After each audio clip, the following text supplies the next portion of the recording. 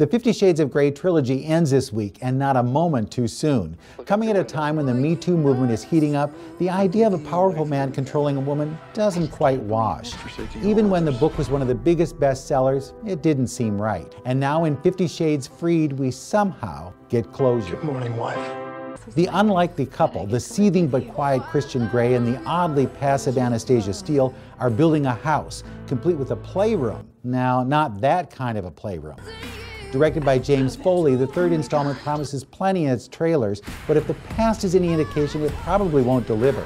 The two are married, and sure enough, someone is threatening their happiness. Now, if you bought this premise the first time out, nothing we say will deter you from finishing the trilogy.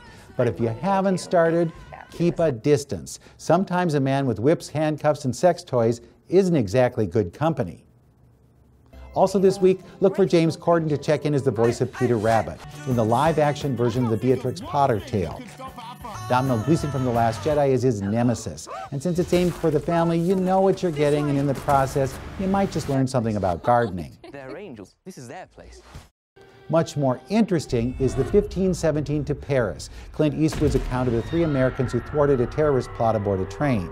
Using his usual run-and-gun filmmaking techniques, the Oscar-winning director puts the audience in the middle of the action. What makes it more interesting is his casting. Eastwood has the actual heroes playing their roles. Now, for good measure, Jenna Fisher, Judy Greer, and Thomas Lennon fill in the gaps. The film may not be as iconic as his World War II series, but it lets you see how the power of friendship can prompt people to do some of the most unlikely things. With your movies in a minute, I'm Bruce Miller.